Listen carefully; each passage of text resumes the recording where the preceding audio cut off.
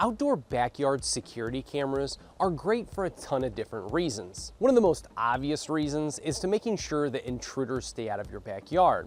But there's several other different reasons and why I love having a camera system in my backyard. Just being able to see different things like the type of wildlife that comes throughout your yard. And finally, just other things like making sure that your Christmas inflatables blow up properly. There's several different ways to have different camera systems in your backyard, but a lot of the security cameras on the market offered wired only solutions.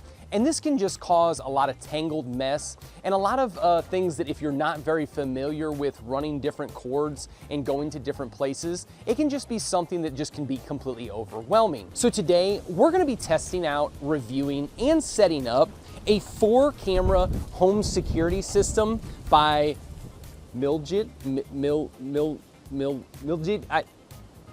I'm not really sure, but we're gonna do 4 cameras and we're gonna get these set up in our backyard and we're gonna show how we connect the cameras to our phone and how we get the cameras mounted and how to access your backyard and be able to use it to your advantage. So let's get this up, let's get this unboxed, and let's get this put together. So just getting this box open, I can tell that this thing is packaged very nicely. It looks very professional. All the cameras are laid out, and it has everything included that you'll need to set up a complete security camera system in your backyard. So the first thing that we got out is the actual camera system itself.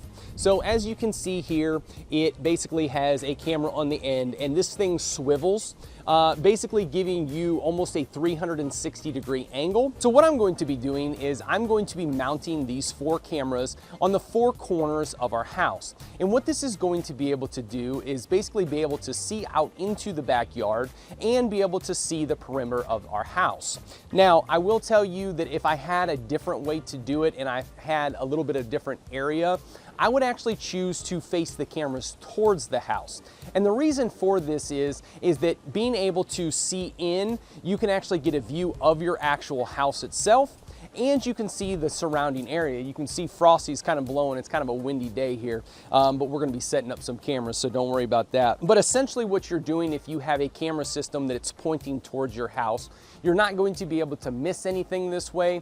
Everything's gonna be towards your house.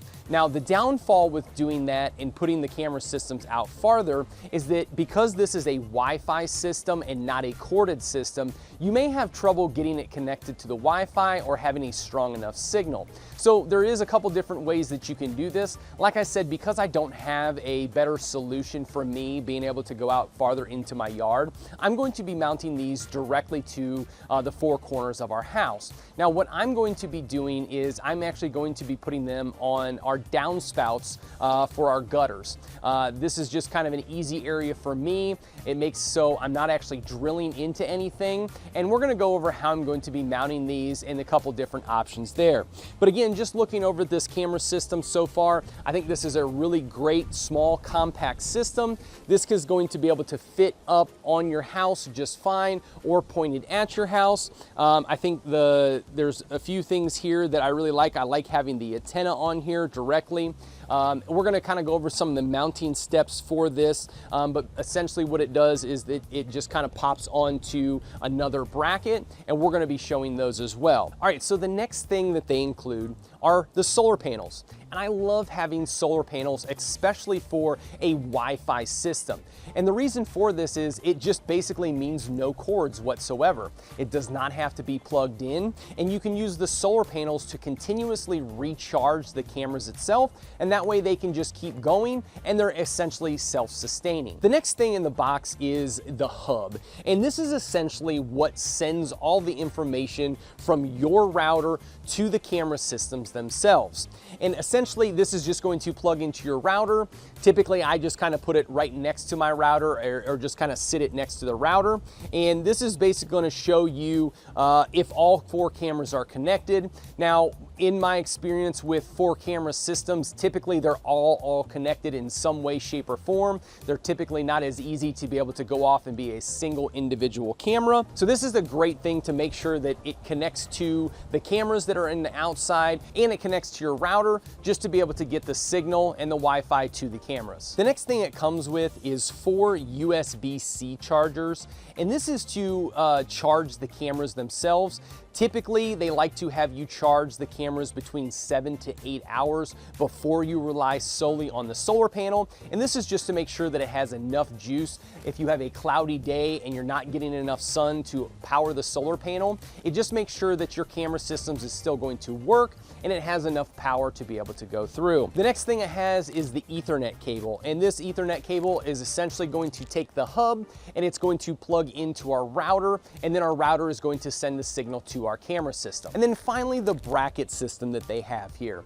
And I love that when they include these bracket systems, and basically what this is this bracket, if you are mounting this with a hard wire or screws which are included, and I'll get to that next, essentially what you're going to do is you actually only have to drill this into whatever it is that you're mounting it to, and then the camera is going to just pop down and slide right on this mounting system. Now we're going to talk about this, and I'm actually not going to be using this. So where I currently live, we're actually living with my in-laws, and so I don't want to actually drill into any part of the house. Now, because of the fact that it's brick, I actually probably could not drill into it anyway, but obviously I don't want to drill into any parts of the house that is not replaceable. So I'm going to use a little bit different system, and we're going to talk about that a little bit later when we're mounting the cameras. The next thing that the camera system includes is your mounting hardware. So like I said, it comes with the little pop-on clip,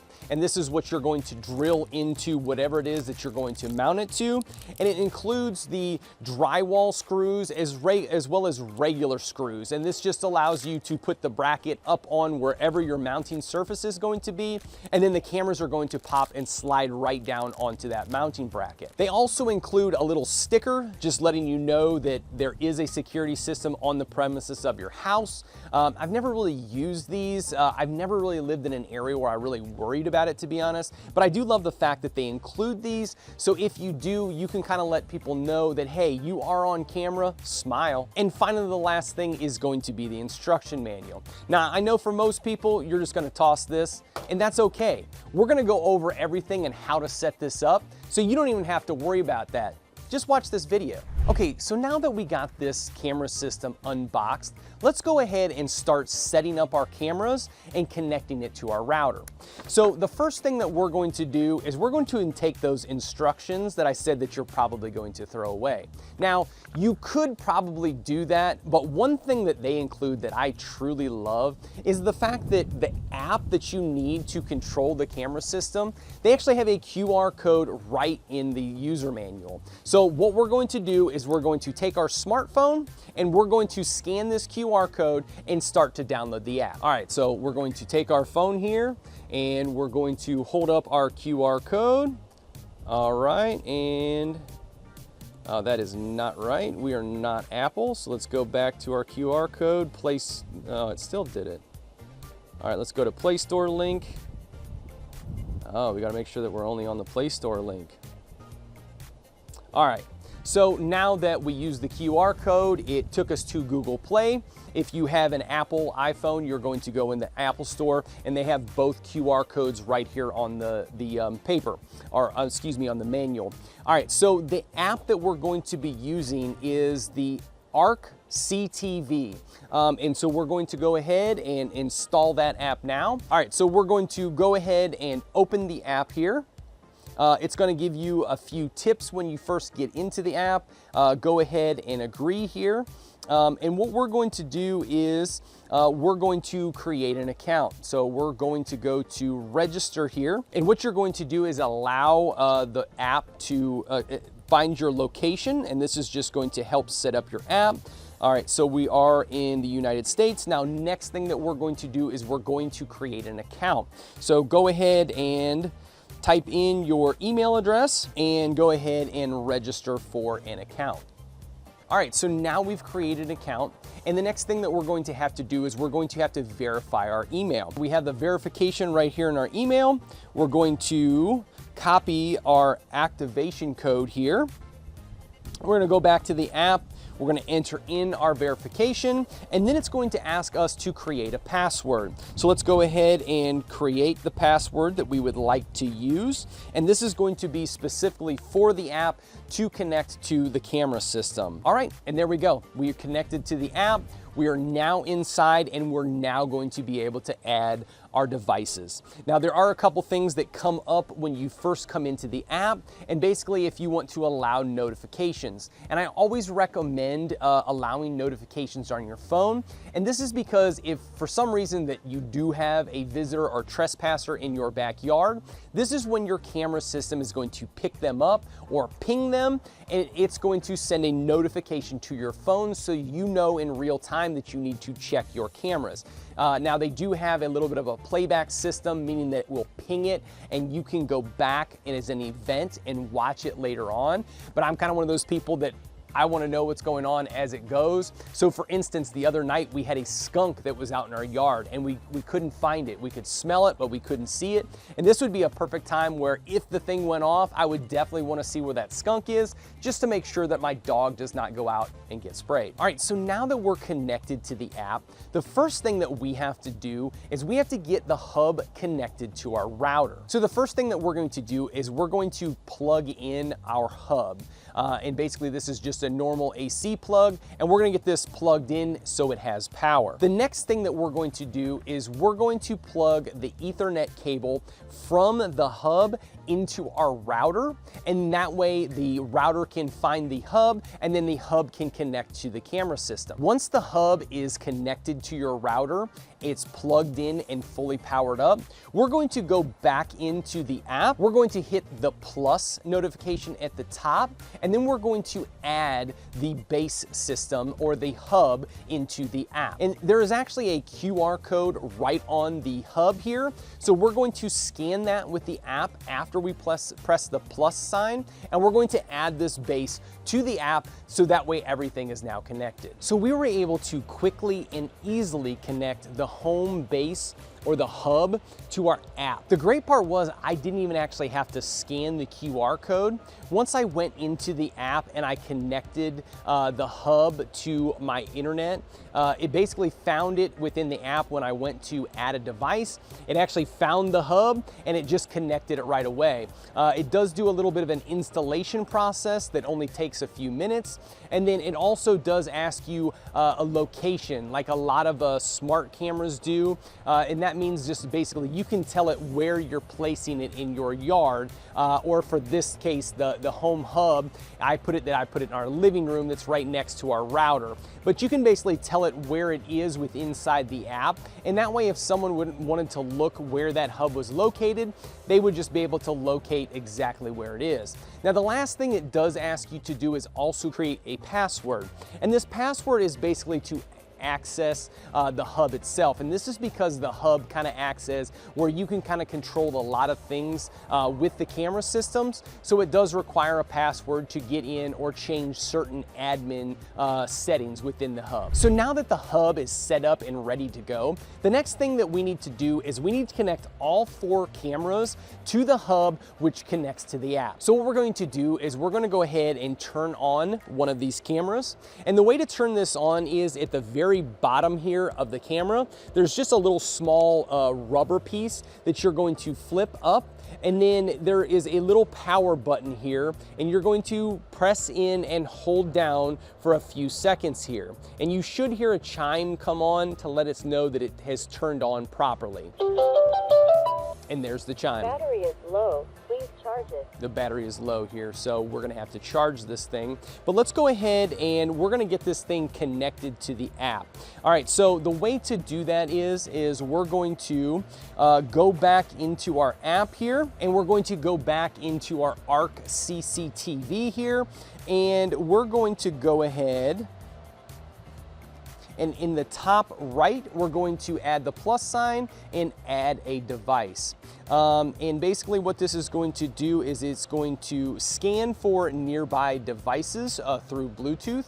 So just make sure that your Bluetooth is on and so that it can search for that. All right, so one of the things that I did figure out here is I had just turned it on and it was not finding the camera, but it does recommend that you hold down the reset button. So I'm gonna go ahead and hold down the reset button. And that is, there's two different buttons on the back. One is the power button and the other is the reset button. So now that we press that, Please configure the network. there we go. So now we have found the device. So let's go ahead and click add the device.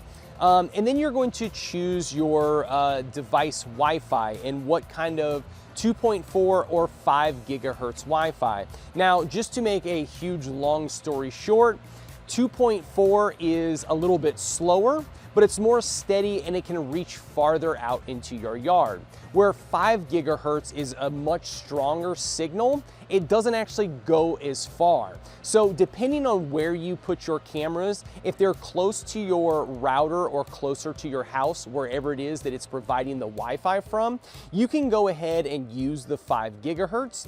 And if you have them farther out into your yard, you can use the 2.4. Now, I would tell you that I'm going to start with the 5 gigahertz, but depending on how it works and how great the service is, I might revert back to the 2.4. 2.4 is a little bit more steady, meaning that it has a little bit less issues, but it is also slower when they're both working at max capacity. So I'm gonna go ahead and find my Wi-Fi, and I'm going to connect to my Wi-Fi and type in my Wi-Fi password so that I can connect the camera to the hub, which connects to the camera. All right, so now that I've typed in my password, you can hear the chime on the camera here. Settings, please wait. And it is configuring the device right now. So we're just going to give it a few seconds here, and we're going to make sure that this camera connects to our device, and then that way we can actually access it through our app. The wireless connection is successful. There we go. All right, so it did kind of start to go a little bit, and as you can see, it does say it's successful, but it is still kind of going here. All right, so now that we're at 100%, we can go ahead and configure the device. And this is exactly what I was talking about earlier with the hub. This basically gives you different areas of where you put it, and that just knows that, let's say I had these 4 cameras and I had one far out in my yard, I had another in my backyard, and you can just specify in the app exactly where that particular camera is. So for me, I'm just going to put backyard because that's what we're doing here.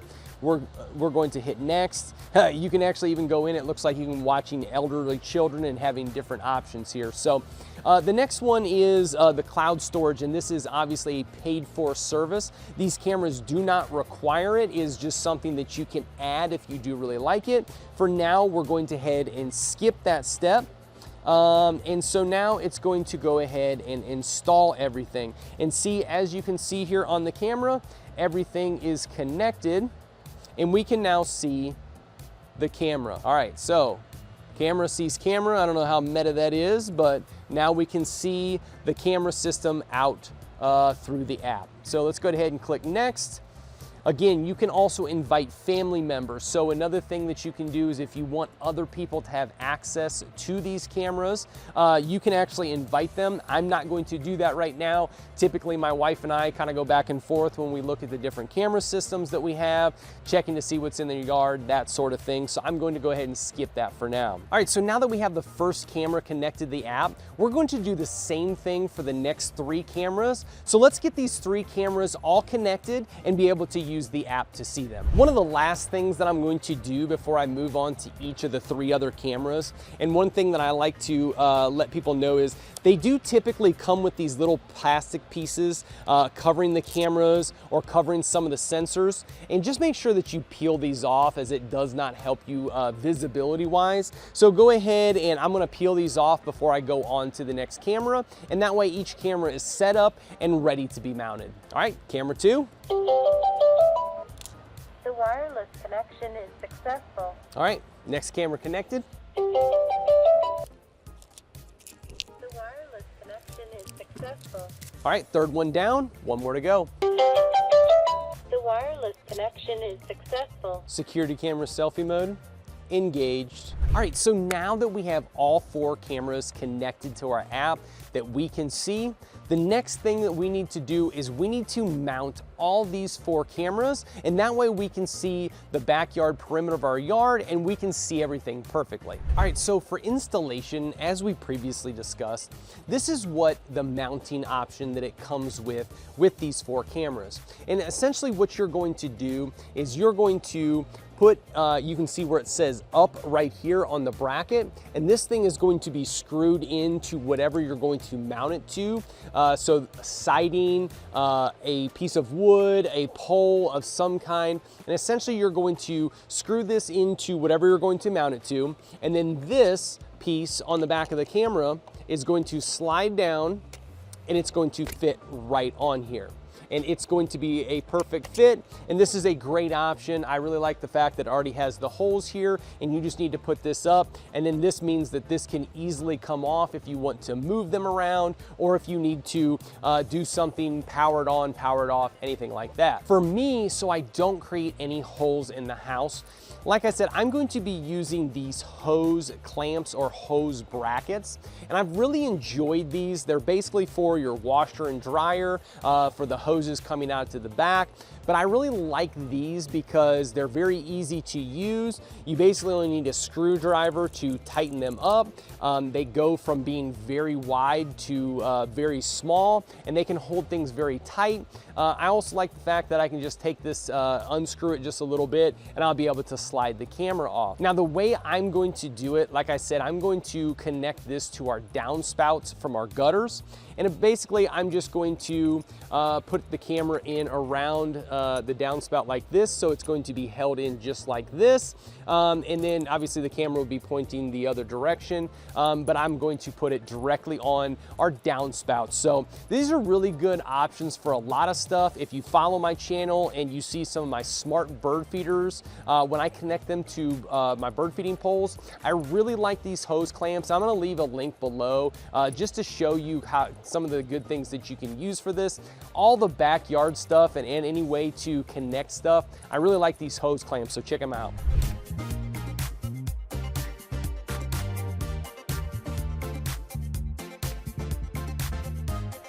Okay, so now we were able to install all of the cameras on the perimeter of our house. So let's go over how to use the app and some of the different features and some of the best ways that you can use the app and the cameras to watch the perimeter of your backyard. So if we go ahead and open the app and you go to device, and device is going to be the first option that we come to when we open our app here. Now, I will tell you that some of these screen recordings I had were prior to me getting my cameras up. So I just wanted to let you know that the view of the cameras might not necessarily be exactly what you see once you have the cameras mounted. But as you can see on the main page here, and I just named them 1, 2, 3, 4, or backyard 1, 2, 3, 4, you can name them any different thing. So for instance, if you had one on the front of your house, you can name it front 1, 2, or back 1, 2, or if you put something on the side of your house. But essentially what you can do is you can name all the different cameras, and that way you know exactly where the camera is and which one it correlates to. So if you look on here, when you add the 4 cameras, you do have the option to see all the different cameras here. And then you can go into each individual one. Now, one of the cool options that I have noticed here, if you go to the multi-view at the top and you add a multi-view, you can actually add in all of the cameras and you can actually see a multi-view of all the different cameras. So if we go ahead and hit next and just give it a name, I'm just gonna name it test for right now, and we're gonna hit finished. And so it's going to take a second here, and once it comes up, now we have all cameras all on the same feed. So you can see that they're all loading. And like I said, because of the fact that this was filmed a little bit differently, at least the screen recordings were, it's not gonna show my backyard precisely, but the cool thing is basically you can see all the cameras at once. So this is a very cool feature that even ones that have multi-cameras, they don't have a way to view all the cameras at once. So I really think that's a great feature, and I wish more companies that had multi-cameras would have this option. Now, if we go back to the front and we go back to the device here, the second option at the bottom is events. And so essentially the events is just going to be if something triggered the cameras. So for instance, if you wake up in the morning and you kind of want to see like anything that moved around your property at night, you can go into the events and you can see anything that happened. On the next one, if we go down to the mall, this is essentially the store. And what this is a lot of companies, they have a store on here. If they have other products or accessories that go along with these camera systems, you can go on here and you can actually buy them directly through this store. Now, one of the cool things about this is a lot of times they do run deals. So you can see right now, they have a Black Friday sale that's on, and it's just a way to either add accessories or add new cameras to your camera system. The next option at the bottom is the cloud storage. Now, this is where it's going to be different between the Pro version and the free version. So right now we are currently on the free version to where we can go back a couple days. This would give us the option to go back even more days. So if there was something like I didn't download a video that I saw or something that took place, I'm going to be able to go back in and I'm going to see that.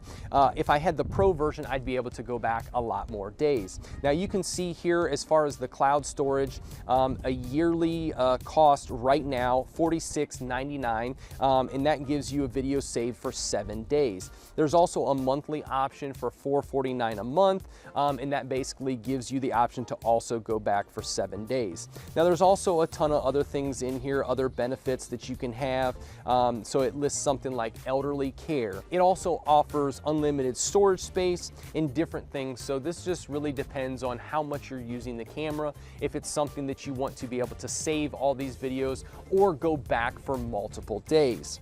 It also gives you a really good option here to pay for it, which is always a nice option. All right, so let's go back here. And then finally, the last option that we have is Me. So in the settings, this is where you can do preview mode is going to be live or fluency, just meaning that it's whatever recorded. You can also have the option of vibration. And this is just a feedback as you're moving the camera. You can delete your account, you can clear cache. It just gives you a ton of different options. There's also help in live chat. So if you have questions or things that you want answered for your particular camera systems that you can't figure out, you can go on here and you can find live help. So the next thing, let's go back and we're going to go back into device. And let's just, we're gonna choose backyard one for just instance here. And like I said, I don't really have this on anything in particular at the moment because I did record my screenshot beforehand. But in this, what you would do, one, it's going to be able to change it from standard definition to high definition. And if you have problems with internet, I would recommend going to the standard definition. But if you have great Wi-Fi and the camera system is working well to where you're getting the footage correctly, go ahead and bump it up to HD. Now there are a couple other options here. So there is a little light that turns on. So obviously at night, again, because we have deer here, it's something that you could turn on the light to be able to see.